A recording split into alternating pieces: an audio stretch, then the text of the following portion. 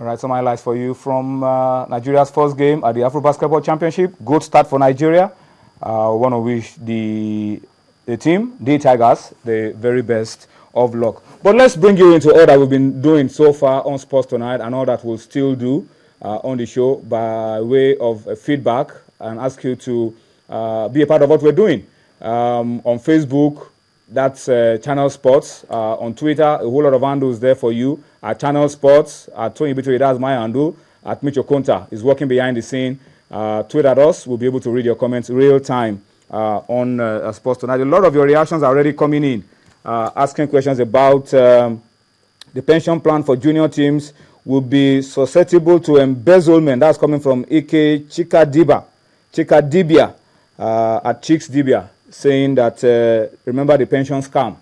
NFF should forget it. No pension fund for the underaged is subject to, is susceptible to embezzlement over time. We'll read more of your comments as we go on Sports Tonight. Bolaji has joined me now. Bolaji was here exactly a week ago, but she's here once again, partly to talk about the basketball team and then the project that is ongoing at the Roe Park. Bolaji, good to have you once again on Sports Tonight. Good to be back. I'm sure you're not tired of coming on our show.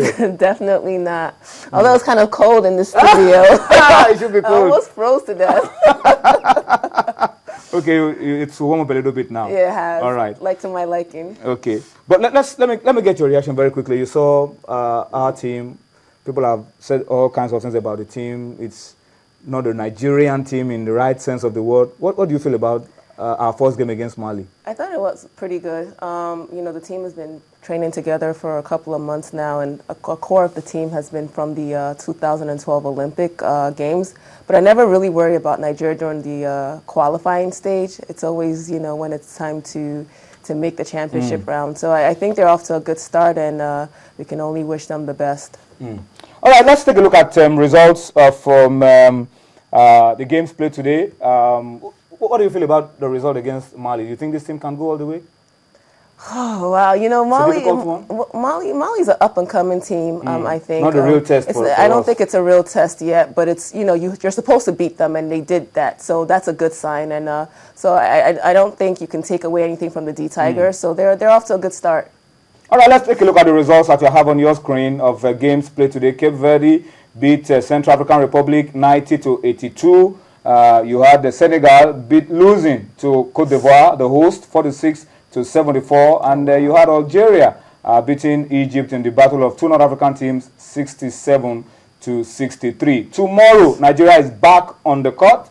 We take on Congo. Shouldn't be too difficult a game for us. Mali against Cameroon. We have Burkina Faso against Tunisia. Morocco against Rwanda. Bolaji, this is another game that we should win. Exactly. We shouldn't start to lose games from here. Exactly, and we should really start to kind of impose ourselves as hopefully the to-be giants of Africa once again.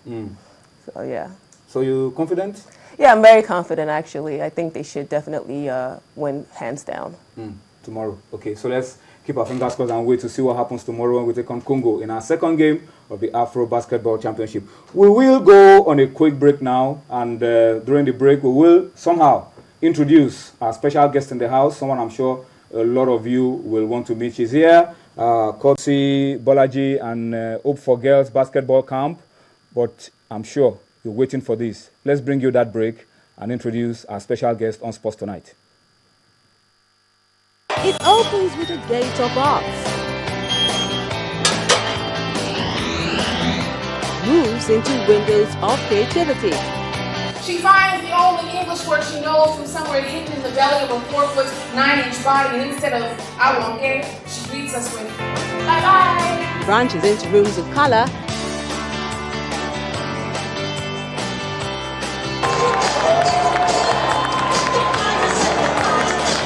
and ends with a roof of imagination.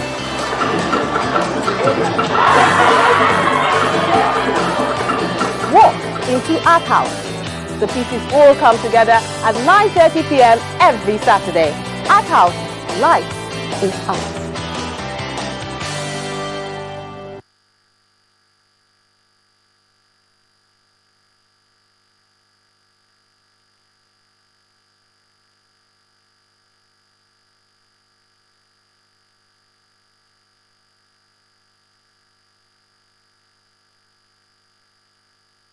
Thank you.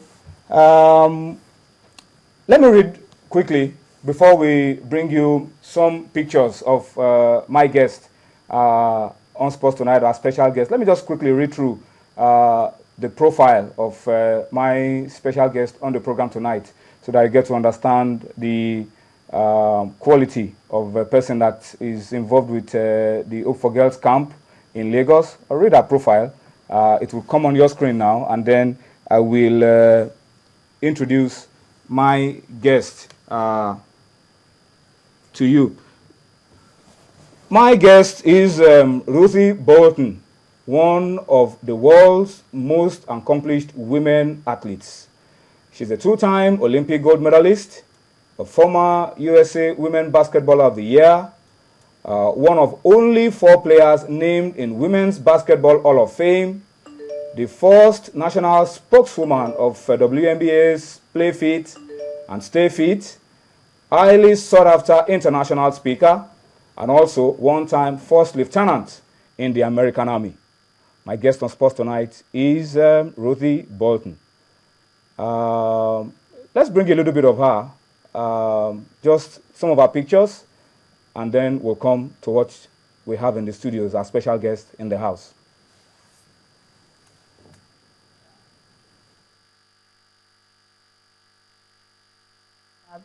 You know, I look back and I think about even when I was first allocated here and how I initially didn't want to come here because being in California, but there was a lot of great memories, and I guess that would make it so hard to walk away because I love what basketball has to offer. I've loved being a part of this, the league, and being a part of the Monarchs, and to me I just enjoy being part of a team, and maybe that contributes to being, you know, from a family of 20. Always being amongst people and working towards one come and go, but it's been great. You know, I have a lot of great memories, and you know, and I want to play. God knows I would love to play again, but if it's something that, you know, if God says it's time for me to hang up my shoes, then, you know, I can't help but to be thankful because basketball has given me an opportunity of a lifetime. Through the perilous fire. I didn't grasp it in the magnitude that it has happened. But I always knew that there would be something unique about her. I always knew. I didn't know it would be Olympic. I did not know that it would be WNBA because there was no WNBA when we was growing up. But I knew that it would be something phenomenal because she had a drive. Her desire to push herself and her desire to be the best at whatever she's doing has made her great in many facets of her life. It's made her a great basketball player. It made her a great ROTC person. Infantry, serving a country, The year that I was supposed to go to officer school, I decided to go overseas to play. I went to Sweden, and after Sweden I went to Hungary, and after Hungary I went to Italy, and that was the place. up in the morning before day.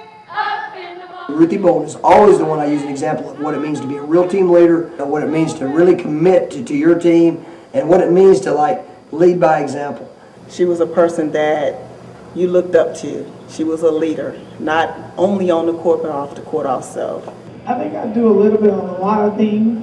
I actually, I'm responsible for fan development, you know, you all, making sure you all are happy, making sure you all will continue to support the Monarchs. And I'm actually going to some practices and, you know, sort of working with the young girls and just sort of being there to be supportive and just sort of really whatever needs to be done. She was one of the... All right. So, Ruthie, we're happy to have you in Nigeria. Thank you. Glad to be here. Yeah. Your first time? First time here, definitely.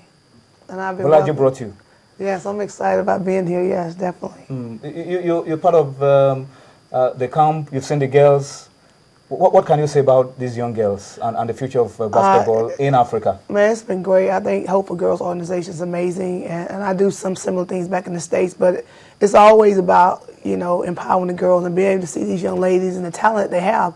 I wish I could put some in my suitcase and take them back to America, but they are very skilled and just really sweethearts, and I feel like some of them are my sisters, my little nieces, my cousins, and I feel indebted to really impact and give as much as I can to help them. But they, like I said, Hope for Girls is an amazing organization. Hopefully it'll be here forever. I mean, reading to your profile, Ruthie, it's amazing what you've been able to do. You've been in the army. Won everything there is to win.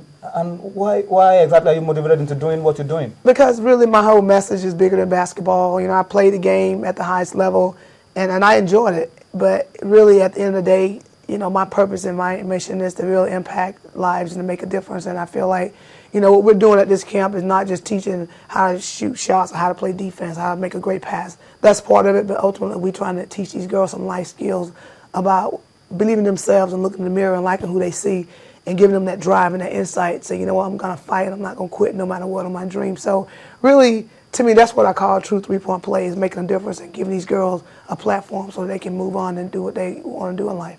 What kind of encouragement are you going to be giving someone like Bolaji, who is sometimes almost being forced into giving up? Well, what's your nickname? What's your nickname? It's Mo. Mojo? It's Mo in the U.S. It's Bolaji in Nigeria. Okay, Mo. I was like, different. We're depending on the country I'm in. So. Yeah, but I feel like now we're sisters, and I feel like I got the key to the city now, to the country. I feel welcome, and I think what she's doing is amazing. So I feel, from this point on that I'm gonna make sure that she continue to do this because it's so important for the ladies. And even though it's fatiguing to do a lot of, it's just doing a lot, but really the impact that she makes, she'll never know. She'll probably hear and there, but she'll never know the huge impact she makes on these girls' lives. So I think it's an unbelievable thing. So I just encourage her to just keep pressing, keep persevering, because you're making a huge difference in these girls' lives that change their life forever. And some things they might not realize now, but one day, maybe a year or 2, 3 years down the road, like, man, you hope a girl changed my life. Bolaji, how much have you packed into this 1 week? With Ruthie around, how much of a role is this going to have on what you're putting into the program this time? Well, I'm this sick, 1 week. Meaning that I put a lot into it. It's been great so far. It's halfway over, sadly, but we've done so much already. Today we were at Obi Brume Foundation with the Youth Empowerment Foundation, helping develop life skills and really teaching the girls. I thought they had a really good time, and this evening we played, and they're getting tired. I told them, they haven't done so much activity in their lives in this short amount of time, so they're really feeling out the body. They're really tired, but they're having a great time, and we're having a great time just learning about who they are and meeting them. And they're so funny, they're just talented in so different ways. And I just really wish that people took the time out to just hear our children, to see their talents. They're just amazing young girls. And people like to give me credit, but I give them more credit for just what they, go through and still, be able to put smiles on their face and make jokes, and just sweet girls like Ruthie said. And that's always what motivates me as well. What are you going to be telling millions of kids, watching on TV now? You, two-time Olympic gold medalist, WNBA champion. And WNBA champion. I wish you could never come with your blings and your medals. What are you going to be telling some of those young girls who are watching and are probably looking at, what can I make out of my life? You know what? My journey and my story, even though I became an Olympian Hall of Famer, it wasn't easy for me. I didn't just wake up and was an Olympian. I was told no. I was rejected. I was angry. I was upset at a point in my career because things weren't happening the way I wanted, and I almost didn't play basketball. But my father, told me, keep your faith in God, keep a good attitude, and work hard. He said, those 3 things nobody can take from you. And just that little 10-minute conversation I had with my father, that gave me wings to fly and empower me. So I feel indebted to share the same thing with these girls. Some of them may go on to be superstars in basketball, some may not. Some may become doctors, some may become lawyers. My message to them, or our message, is that whatever you're going to do, set your goals high, believe in yourself, and don't let no one stop you. Because it's easy to quit when you get discouraged. Our message to them is that don't quit. No matter what people say, don't quit. And that's what I want them to do, is keep fighting. Your first time in Nigeria, in Africa? Yes. Are you willing to come again? Oh, yeah, definitely. I'm coming back. I definitely, I got the key. So I'm coming back no matter what, yes. Whether she invite me or not, I'm coming back. Okay, Bolaji, let's close with you. What are you going to be doing tomorrow? What are you going to be doing? Saturday is All-Star? Yep. So the time and where? Tomorrow we're at Roe Park all morning from about 9 to about 6 p.m. We're going to have basketball. Media Concerns going to come in and talk about sexual abuse against women and children. Saturday we're having our All-Star game. I encourage everyone to come out 12 sharp. not Nigerian time, not African time, not even military time. How about that? Military time. Come out. Really, it's going to be a great. I mean, just come see some of the young talent we have in this country. There. Oh, I mean, we have some 11-year-olds that are just doing amazing things. It's just, fun stuff. Then after that, we're headed, we're going to be on time because we're headed to Nikkei Art Gallery for they're inviting performers from Ogun State to come perform for the girls, and they're going to really engage in some arts and craft and make their own things. And then courtesy of Domino's, we're going to have a Domino's pizza party afterwards, and that's going to be awesome. I think probably some of the first time having pizza, I think. So it's going to be a great long day, so please don't delay us with Nigerian time. We really need to get in and get out and really just end the camp on a really positive and high note. So, Bolaji, are you saying you're not giving up anymore? No. I'm saying I'm alive to fight another day. She's taking one day at a time. One day at a time. All right, we have to close the show on that note. And, of course, thank you, Ruthie, for coming on our show and for coming to Nigeria. Yes. We'd like to see you over and over again. Definitely. And Bolaji, please keep keeping on. Thank Don't you, give up. As long as it stays warm in the studio. All right, we have to go now. We have to say a very big thank you to you for watching. That's been Sports Tonight. It's Thursday. We'll be back tomorrow with the last session of the program for the week. We promise it will be a bigger and a better package. Enjoy the rest of the night. Bye-bye now.